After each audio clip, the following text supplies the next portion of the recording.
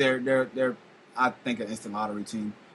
T Wolves, they're still up. They got a nice young core and everything like that. So you'll see a little But bit of improvement. their main guys can't stay healthy. Yeah. So that's why I say the Thunder would be the only team. Now you don't see Billy D doing a good job with them, man. As far as them, you just don't think they can just stay healthy, huh? It doesn't have nothing to do with him coaching. It has stuff to do about them staying healthy.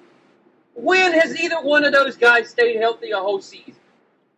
That's my key. Upon any of the big teams, when has any of your big players stayed healthy for the whole season? Yeah.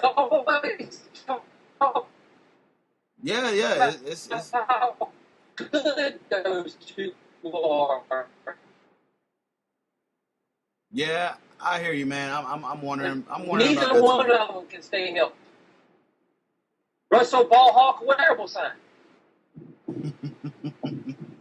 Yeah, I'm not big on. I'm not big on people that stay healthy. Even Serge Ibaka can't stay healthy now with him. I tell you what, this is Billy is going to bring in his type of, but it's those guys. I don't trust them. Just don't trust. I don't trust them. And everybody knows how I feel about Westbrook. Yeah, I know you're really not too big on him. Okay, I'm done. You there? Yeah, I'm there. You hitting some dead spots. So. Oh, okay. So yeah, now I'm nearing Ponte Vedra. All right, well, you're going to get some... I'm entering Ponte Vedra, so pretty soon you'll actually have me there yelling at the TV screen. Nice. All right, well, I think with the Thunder, they do got... This is probably the most time they had on this team since Harden left. They got... I know they got Ensigns Cantor that signed back to a contract where I thought it was a lot of money who they signed him back to. They did get Dion Waiters to an extension, so they got a nice team there. I just like I say, it is concerned about they can't stay healthy. I mean, they do stay healthy though, man. This is a team that can definitely contend with the Warriors and the Clippers and the Spurs and everything like that. So I do think healthy wise they are obviously a top 4 team, and Billy D can do some damage with these guys. I believe it. I really do. And I think he'll be more exotic on offense than Scotty Brooks was. So, well, that's Billy's strong suit. Billy's strong suit is his offensive game plans. He knows how to put people in the right position. And he knows how to do it with he has talent to work with. Yeah. Billy was always known to be able to do it without talent and play to his team's strengths. What he needs to do is get them better on the defensive end of the ball. And that's a big key in Billy's teams is the defensive side of the ball. So if he can get them guys to start playing defense and get them to stay healthy, and if they stay healthy, then I see Billy doing good things with that team. All right. Nothing wrong with that. I can agree with that. All right, so now we're going to go to... I still don't like Russell Westbrook. No, you don't. I know you don't like him. All right, let's go to which I think is the best division in basketball. I'm gonna go with the Southwest Division. You got the Rockets. Oh, geez. Yeah, exactly. So many good teams in this division. You got the Rockets, the Mavericks, the Spurs, the Pelicans, and the Grizzlies. Oh my God, all of them in the playoffs. So Kevin already gonna say all of them in the playoffs. So all of them are in the playoffs. With the new format, they're all in the playoffs. Oh yeah, they definitely all got a shot now. So, I guess my first question I'm gonna ask with you is, which team is on the rise in this division? They're all on the rise. It's hard to now. This is going to sound weird, but it's hard for me to say that they're on the rise. But the team that's on the rise is the San Antonio Spurs. Compared to what they did last year, they're on the rise this year with just the acquisitions that they made. Oh, yeah. And it sounds weird because you're talking about just 2 years removed from a championship. But that's the team that I'm going to say is on the rise. And Houston, can't trust them, can't stand them. The Grizzlies, they're going to do what they always do, and they're going to be that consistent good team that they always are. But the Spurs are the team that I think is on the rise. And the Pelicans, don't even get me started on the Pelicans. We all know they're on the rise. Oh, and yeah. that's the obvious choice for everyone to make because of how good Anthony Davis is. Yeah. But I'm going to say the team that's on the rise, meaning rising back up from where they were last year, the Spurs. I don't see them being the 7th seed. Yeah. I mean, hey, and that was just a 7 seed because they had like about a 1 game apart, like 2 games apart from just in there from exactly. So and for being the 7th seed, now they're up to probably the second best team in the West. Exactly. Because, like I said, until the champ loses, the champ is still the first best team in the league. Yeah. And that's why never put nobody above. Right, and that's why I agree with you. I said I don't know how you can pick a team that won 50 plus games, 18 seasons and counting. But yeah, you're right. It's got to be the Spurs, man. They added LaMarcus Aldridge and David West for a bag of Doritos and a bottle of Sprite. To translate that, he turned down 12 million, 4 million, man. The biggest pickup they got was David West. Yeah, David West was huge. 4 million. He turned down 12 million for 4 million. I mean, obviously, yeah. Of course he wanted shots at the title, so that's why he took the pay cut. So I don't blame him. I would have took a pay cut too if I already made that much money. Yeah. Now the one knock I do have on the Spurs is every year I know we talk about their age and they had a good bench that they really can go to. They did lose Splitter, Corey Joseph, name a few ones, and those are some of the other key reserves that Pop went to and rest in his no, they've lost Tiago Splitter. What will ever they do? Oh, they'll sign LaMarcus Aldridge. Oh, never mind then. Who's Tiago Splitter? Oh yeah, no. Listen, I'm not sitting there and trying to compare the two, but I'm just saying, like, usually Pop is usually the guy that does rest his veterans, and the bench depth is a little bit. That's my only concern for them. I'm not gonna sit here and compare like apples and oranges. But like we always said, come playoff time, when is bench depth?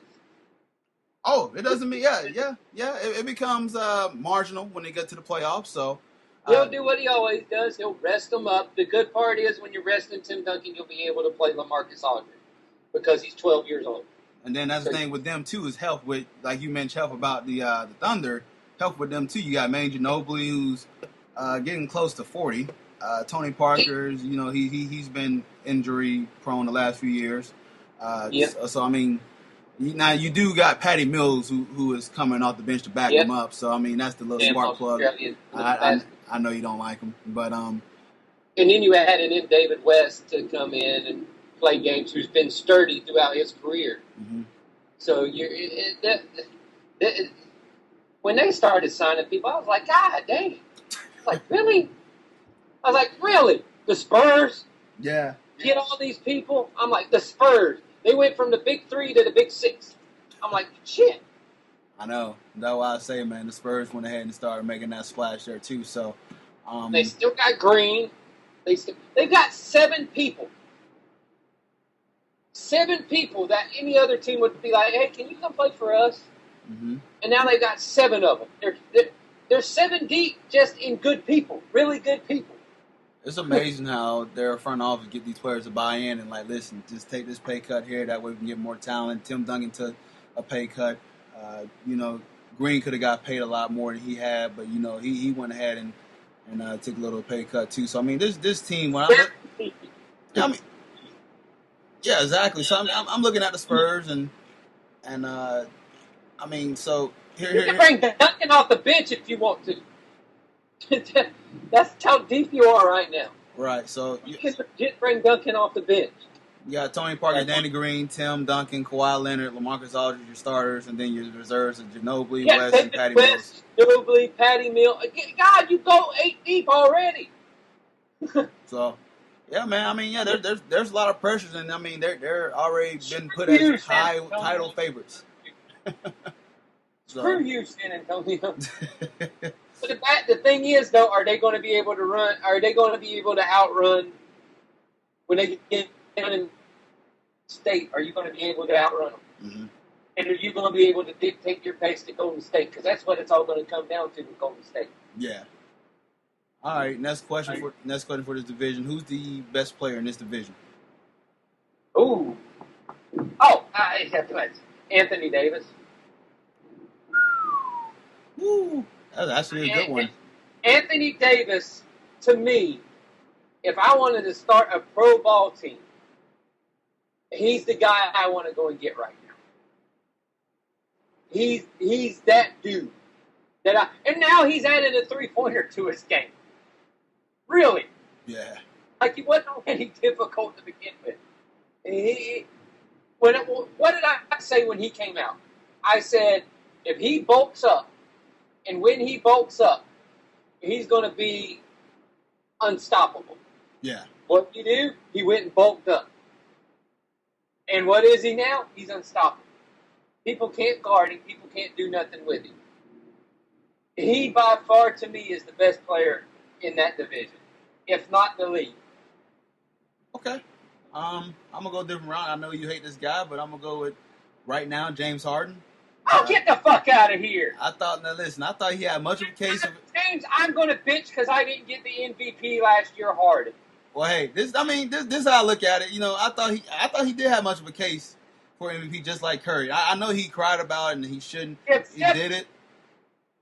Here's what I take in consideration. Steph Curry, in some games, didn't even play the fourth quarter and still had the stats that he had. Oh, yeah.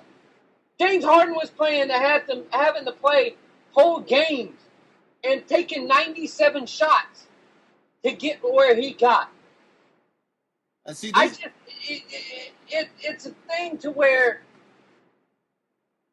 of course, most of the time he was doing it by himself because the white, I'm a big-ass crybaby Howard, didn't play in God knows how many games because, I'm hurt, I don't feel good, I'm hurt. Shut up. Stop whining and get your big ass out there. But mind you, Harden did very well with what he had to work with. Oh, yeah. And I'm not doubting him. But to say that he deserved it more than Curry did last year was just, I was like, Steph Curry didn't play the fourth quarters in like 20 games. Right. And that's why I say, listen, I mean, he did make a case, but, I mean, as a spectator, you really can't complain about the MVP going to Curry. I mean, you really can't. He complained. He complained and whined about it. Honestly, I think he could have because, I mean, he did carry a team without Dwight Howard that missed 41 games. And at some points of the season last year, they were the second-best team in the West. And here's where I'll go. What did Anthony Davis have around him? And he made a team with Bupkis on it, except for him, go to the playoffs and then show out once he got to the playoffs. Oh yeah. So I'm like, this and Davis to me for what he can do is way better than James Harden. And on the defensive end, don't even get me started on the defensive end of the ball. How good Anthony Davis is compared to anybody. No, I'm not making a case for that. It definitely is. Hey, you can definitely argue that. I just felt like he did a wonderful job where he had this team for most of the season a second best record in the West without Dwight Howard. And then, like I said, it's a shame that Patrick Beverley wasn't healthy for this Rockets Warriors season because, I mean, he was solid, man. I know James Harden got this attitude problem. His defense did improve from the year before. He actually put in effort this year. Look, improving from nothing is improvement. Oh, yeah. Anybody can improve from nothing. Mm-hmm. You were like, I'm bad on the defensive end. Well, if you got a steal, you were better than nothing that you were given the year before. Yeah.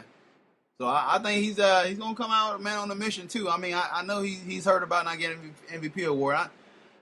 He's dangerous, man. I really think Anthony Davis, this is going to be his division to own years to come. But as of right now, I'm going to go with Harden. And as you got, there's no wrong argument with you choosing Davis. Not at all. He is very talented. So I'm not even arguing with you about it. I just felt like that Harden's the guy that is the best player in this division. So now where he would take the Rockets this year, I think they slip off.